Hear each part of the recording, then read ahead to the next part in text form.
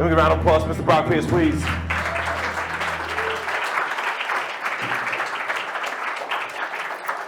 But before we begin, I just want to acknowledge the Boys and Girls Club of Puerto Rico. You know, I've been down here for a number of years, working here for years before that, and this is an organization that I've spent some time with, vetted. Of the large organizations on this island, you know, they're the real deal. They're doing great work. They do it efficiently, and I highly encourage, you know, people to give. Was that Scott Walker and Nehemia that just committed 10K? 10K a piece, yeah. So I'd like to also do the same. Is there anybody else? Oh! 10,000 more. Is there anybody else that would like to join the 10K club? 10K. You got one right there? Come on up here, sir. We got one more there. Come on up. We got two right there. Can I get? Come on up here. All right, Scott Walker, Nehemia, like, come all up you here. guys. We got one. Yeah. Scott, come on up here. Bring your wallet with you. Come on up here, Scott. Come on up here, Scott. That's 10, 20, 30, 40, 50, 60,000. All right. So, thank you so much, brother. we got the 10K club. Let's call that the diamond, the platinum, you know, whatever we want to call it. But there's always more clubs. Is there anyone down for 5K? Anybody got 5K? Anybody down for the 5K club? 5K right here. Step on up.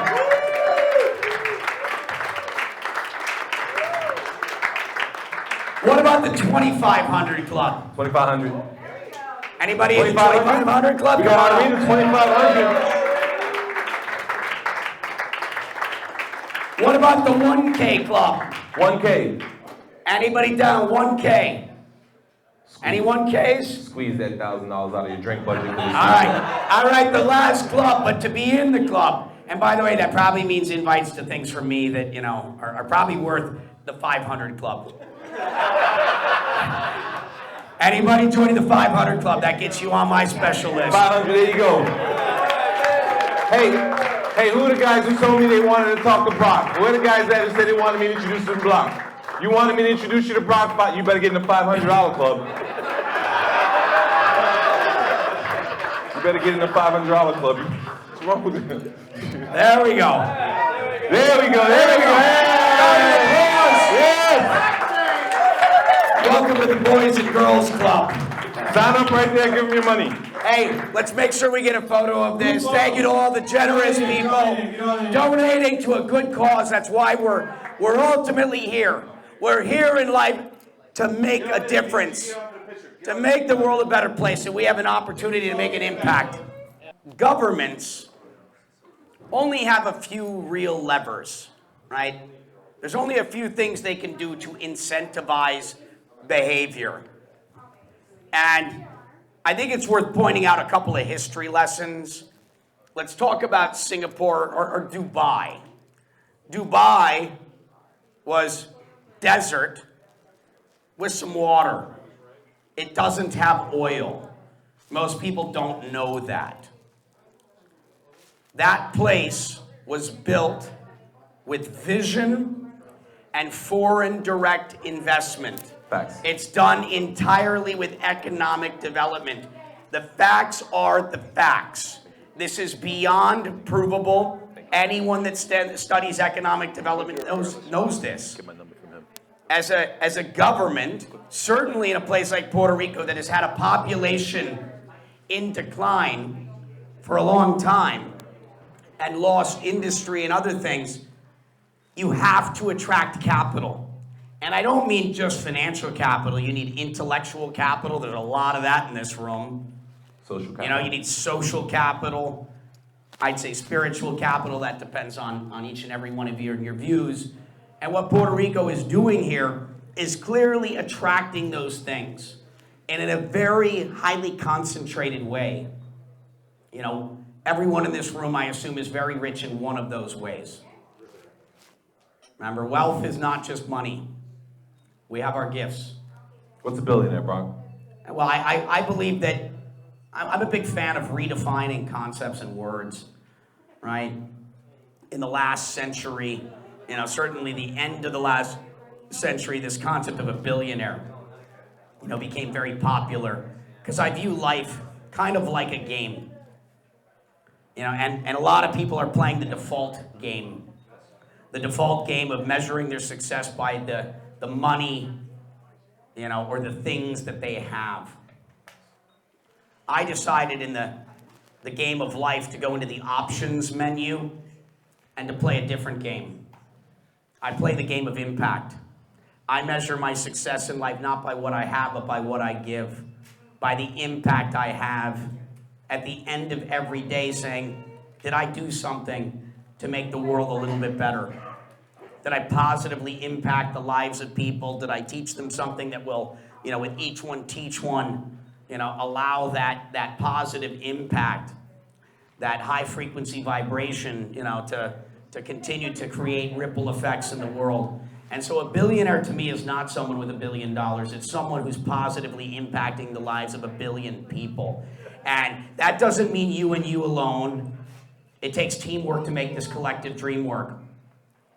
Through the work that we're doing collectively in this industry, as we create tools of financial inclusion, open banking, high-yielding savings for the 4 to 4.5 billion people on the planet that are on or underbanked.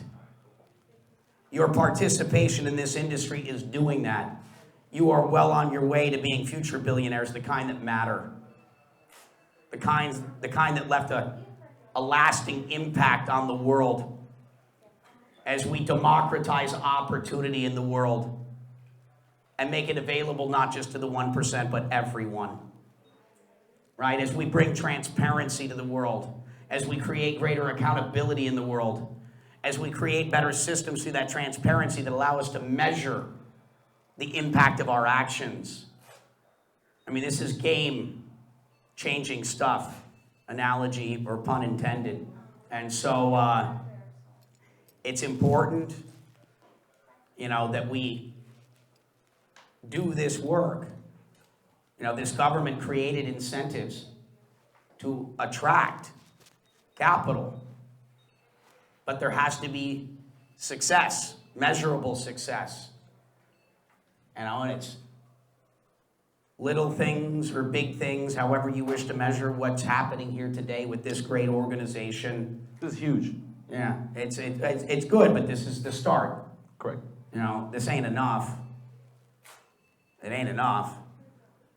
No, we have a lot more work to do. The work is never done. What I'm looking for this week out of this group right here, right, is whether or not I know you very well or not, and if you have the ability to contribute to the educational program and some of the things that we'd like to create with the Boys and Girls Club, please reach out to me during this week. Meet with me individually this week. We'll connect you with the Boys and Girls Club. Even better than that, I'm also partnered in an online high school called AmericanHighSchool.org.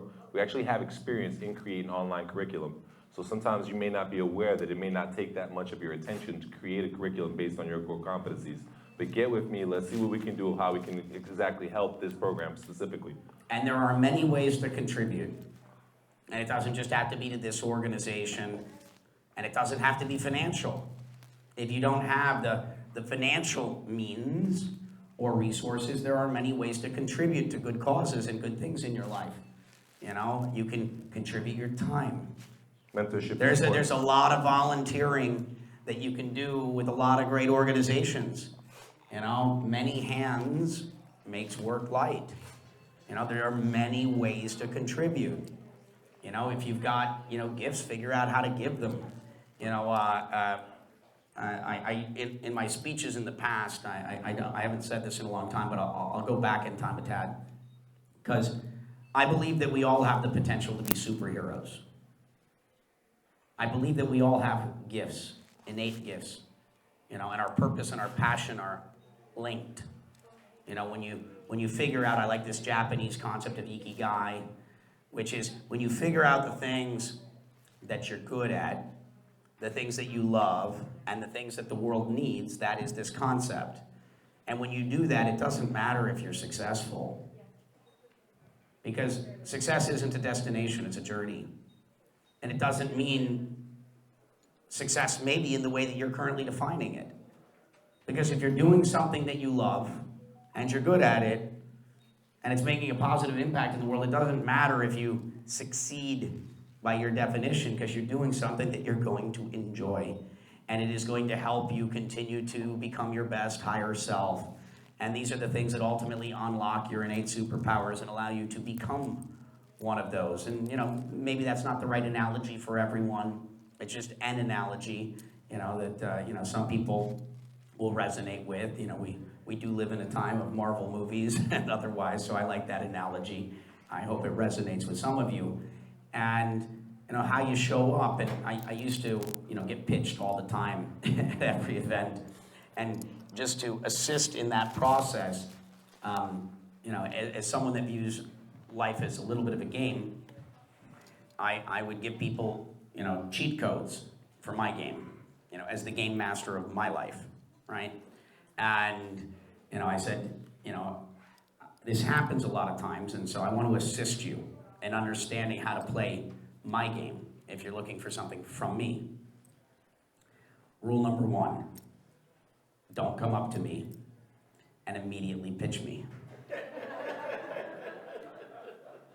In the same way that I don't encourage, if you're meeting people in a networking event, with your opening question being, what do you do? It's what most people do because that's just kind of the thing that everyone's been trained to do. But I view it as when you say, what do you do, as a question really to ascertain what can you do for me. It's an incredibly selfish question.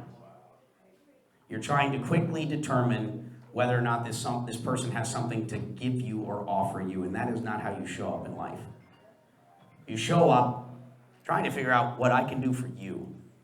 And so what I encourage people to do, and I encourage you to think about this if you can't answer it, but the question I ask you to think about, and I'm just going to pause for a second after this and just take a moment, is ask yourself, what is your superpower? Because you have one. You have a gift. You have a talent. And if you don't know immediately what that is, make a note and actually spend some time thinking about that, because you have it.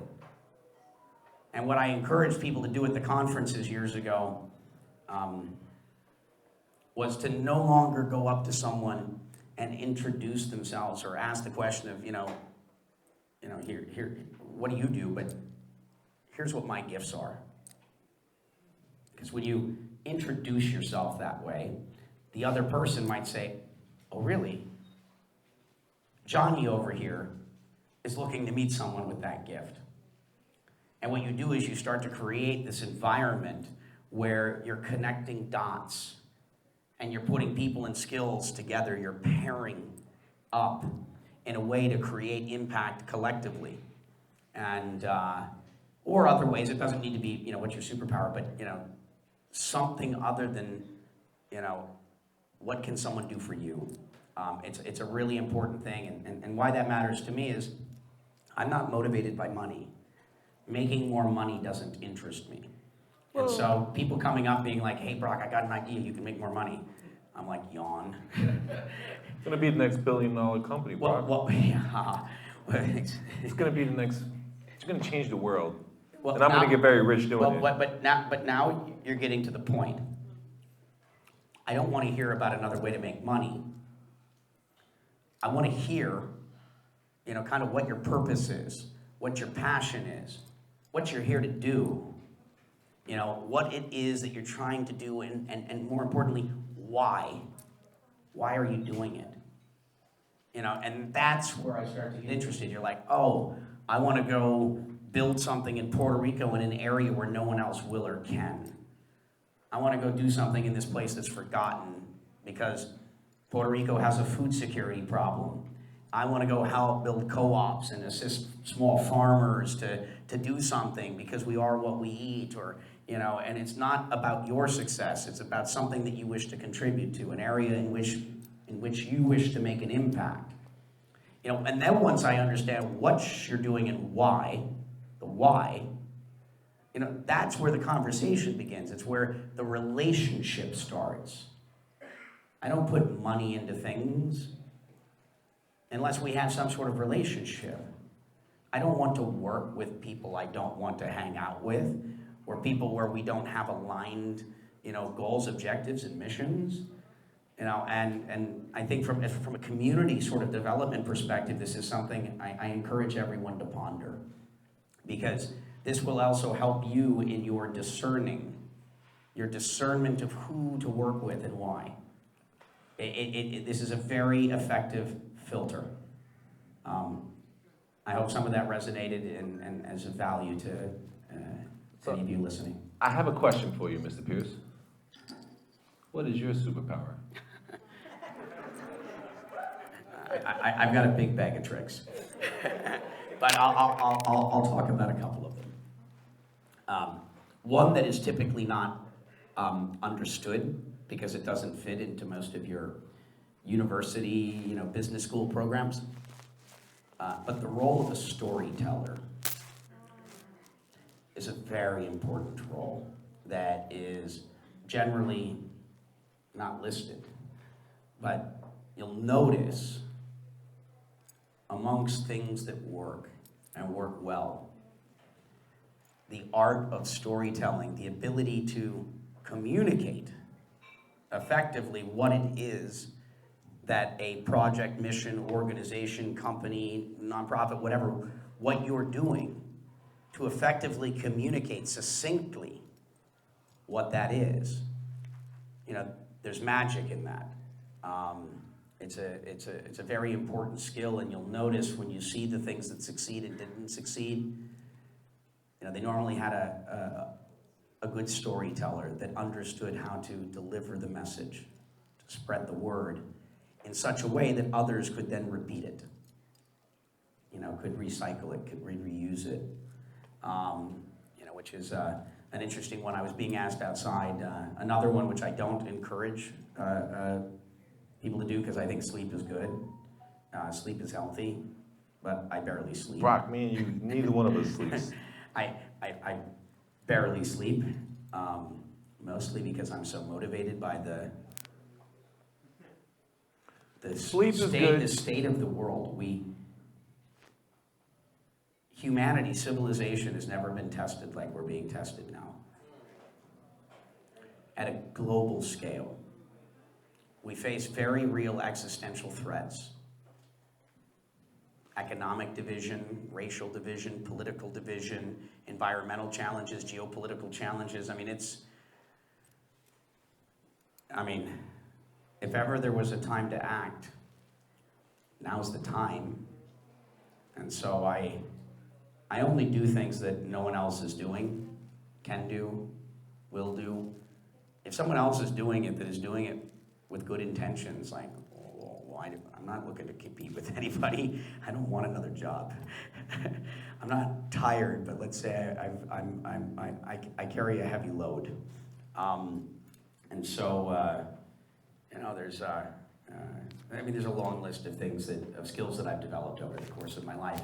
And that's what they are, right? Your superpowers are the things that typically come easy for you because you're playing to your natural strengths again. What are you good at? What are you passionate about? Back to purpose and passion. And what makes the world a better place? Find those things. It doesn't have to be that hard. You can go get good at other things. You're just gonna have to work really hard at it. It's possible. You may never be great at it, but you can get good at it. But the things that you'll be great at are the things that actually come kind of easy. If you're struggling too much in life, if the thing that you're working on, and I'm not saying it'll ever be easy, but if it feels like you're just kind of got the wind against you, it's all uphill, it's just super challenge, you should stop a moment and reflect and be like, this isn't kind of flowing. It's not coming naturally. That is not to say that it won't be tremendously hard work and require a great deal of effort. But stop, pause, reevaluate, and maybe you're supposed to veer a little left, maybe a little right. Maybe there was someone that was trying to help you out that you were too busy to call back. There might be something there that you need to go pursue. Might be, as we talked briefly about money in this crowd, I think it's worth mentioning. I view money as a form stored energy, right? Energy wishes to flow like water, right? It's a current, see? We're meant to be conductors of it, right? To keep things flowing, not pause, not creating blockage, but to keep things moving, you know? And as you become a better conductor of energy in its forms, you know, you'll get really good at things. It's an amazing concept, bro, because I promise you, the more money you make, the more just keeps flowing right through the other side anyway, so it doesn't matter. You're just gonna keep conditioning. So, one more By the way, question. the more you give, the more you get. And Yeah, it's the best gift yeah, ever. that's what happens, man. The older you get, just the numbers get higher and higher. But one more question. What is your purpose? Well, I'll start by saying the ridiculously, overly ambitious, a big audacious goal. You're here to change the world. Save the world, yeah. Change the world. I obviously not alone, but I hope to. We only have the power to change ourselves. How many people in this room because of Brock? How many people in Puerto Rico right now because of Brock? About half the room. And so, we don't have the power to change anyone but ourselves. I think it's more than you too. I think a bunch of you didn't raise your hand, by the way, but go ahead. I think half of y'all lying, but go ahead. Not seeking any credit either. We only have the power to change ourselves. But through the bettering of oneself, right, as we become better, we have the ability to inspire others. By leading by example. Not by telling people what or how to do, but by showing them, by just being. By being your best self, you are having an impact around the world beyond that which you can see and measure. That's how we do it. Excellent. Any questions for Brock? Of course. Come on up here, sir.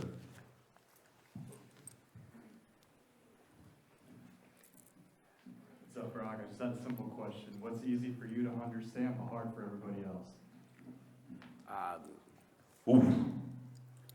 So I have, I'm very blessed to have done so many different things in my life, reinvented myself so many times that, people often ask, are you from the future?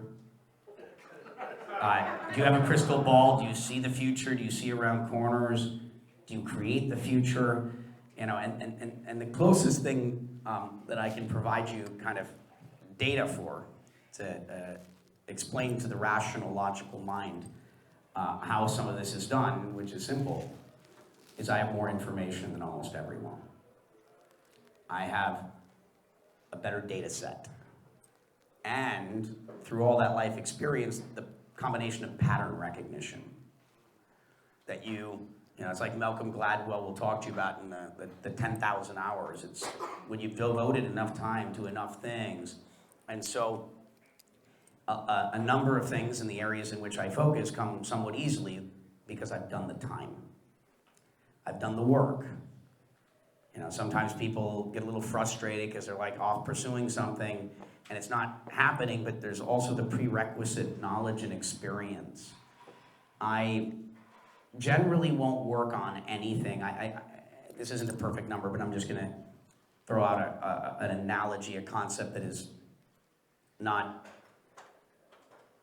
the idea is that, let's say to do something, there's 5 core competencies needed, 5 core competencies needed to go do X, Y, or Z.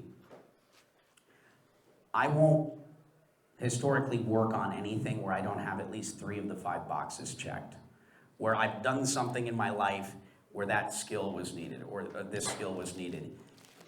Because the other problem is if you don't have some of the prerequisite skills required, you won't even really be able to assess whether or not it is a good idea.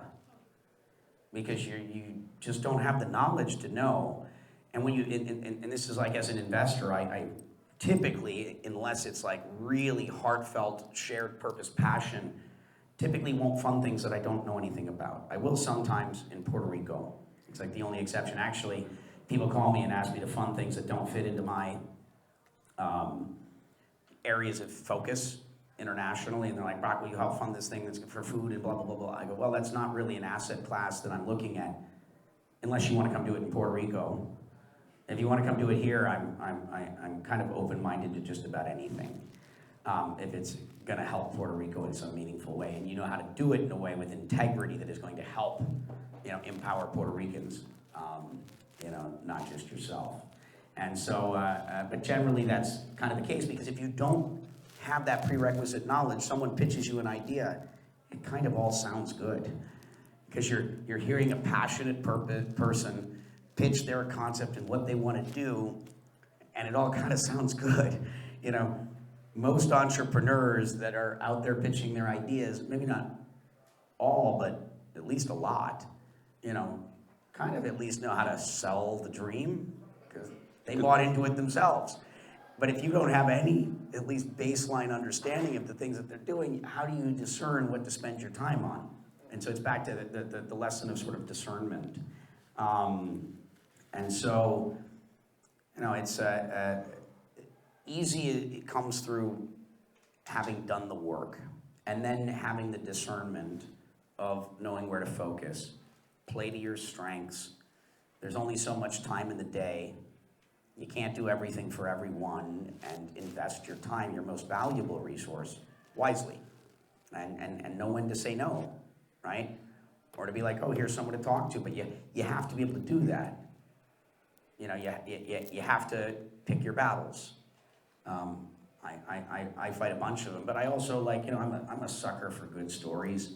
And so one of the things is you can only see as far into the future as you're able to see into the past.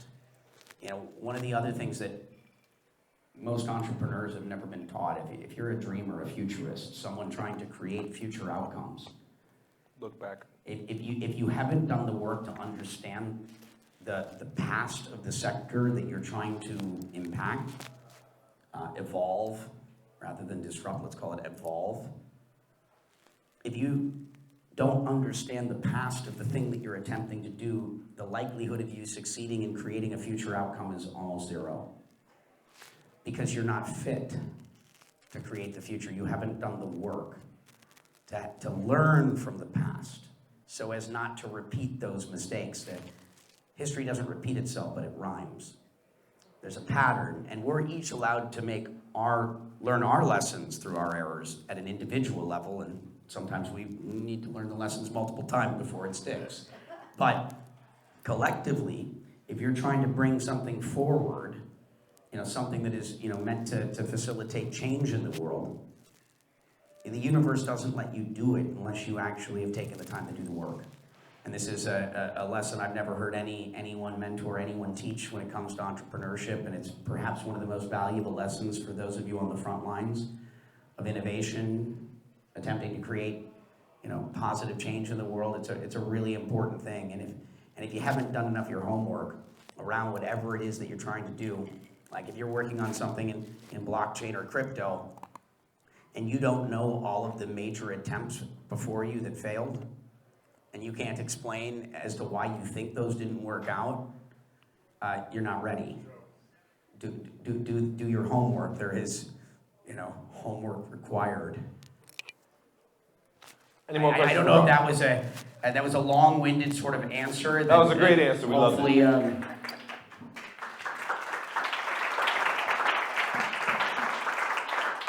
Hey, Ron, what has been your greatest success in changing the world not using finances? Ooh.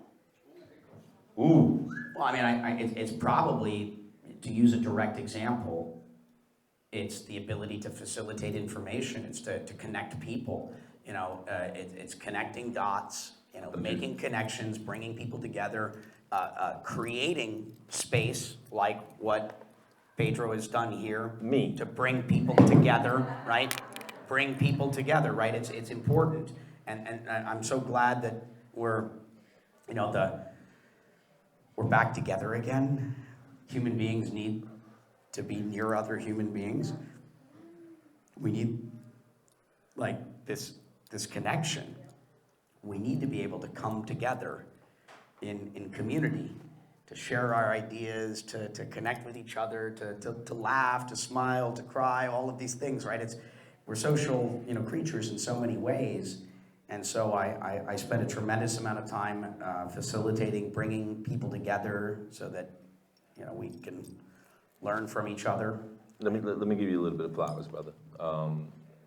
It's an interesting question you just said, right? And based on your answer. And inspiring people, hopefully, is the one that scales the most. No, that's 100%. And each one teach one, right? Passing along knowledge that we keep passing along. You know, some of these things are, I take complex ideas and I distill them down to, you know, to sort of simplistic, kind of succinct messages that anyone can understand, and I know how to connect with, you know, most any audience. I can talk, you know, in whatever way is necessary to connect with whoever I'm speaking with, right? Remember, you have to meet people where they are. We're mirrors. And if you want your message to land, you have to talk to people in their language, in language they can understand. Otherwise, it just goes shoot over the head. And so the communication again. And then most importantly is, you know, how much can you amplify that message? And it's not just yourself, right? As we collectively have a greater understanding of what and how to do, you know, we keep passing that knowledge along. And so, you know, these are the things that are, you know, and then ideas, you know, so part of the reason I've been able to do so many things entrepreneurially that are successful is people come to me and they're like, Brock, I want to do this. Do you have any good ideas left? I'm like, good ideas? Yeah, like they're almost never ending. The issue is not the ideas, it's the, you know, the people, right? And what I found is that most projects fail because everyone's sitting around the table worrying about what's in it for them. And so most projects die in their infancy because everyone's like, what's in it for me? And so, you know, people will come to me and, you know, start talking about an idea or whatever, and then we start rapping and engaging in conversation, and all of a sudden it's like, wait, what about these ideas? And all of a sudden they're like, Brock, I'd love to do that. And I'm like, awesome, you should. They're like, really? I'm like, yeah. And then we just rap some more and all the things, and they're like, so how much do I get? I'm like, all of it. And they're like, wait, I thought we were doing this together. I go, are we? They're like, but I want you like involved. Like I want you to. I thought this was like. I go, I am. They're like, but what do you want? I go, nothing. They're like, does not compute. I go, I'm happy to give you ideas. I'm happy to share wisdom. I'm happy to share connections. I'm not, you know, I'm not looking to be remunerated. And they're just like, what? And they're like, but what about going forward? I go, yeah, I mean, I'll keep helping you as long as I feel it's a good use of my time.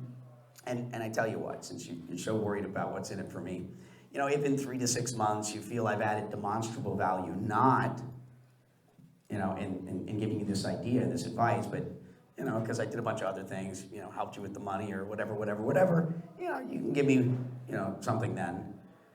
But I'm going to tell you in advance, if you give me something, that's great.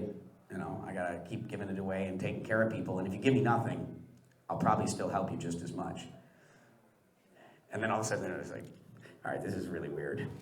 But what I'll tell you, the magic in all of that is that when you eliminate the friction of what's in it for you, and you truly show up in service, wanting to assist, something magical happens. Something that just amplifies the likelihood of success to something that defies the laws of probability. Because you're actually just giving with no expectation of anything in return. And, you know, I'm sharing this concept because we're in the presence of a great philanthropic org. And I'm so honored to be in the presence of so many people that raised their hand and jumped in and just like, you know, yeah, let's do this, let's give. And so I wanted to share some of that insight, because it may serve you well and assist you in changing, kind of some of the bad programming that exists, right? We need to change from a world of me to we, right? We have to stop being so selfish and more selfless, because we're ultimately all in this together. We're all in this together. We're gonna win or lose together. How do we create an environment where we all win? All for one and all for all. No more questions for Brock, man. Let me give a round of applause, man.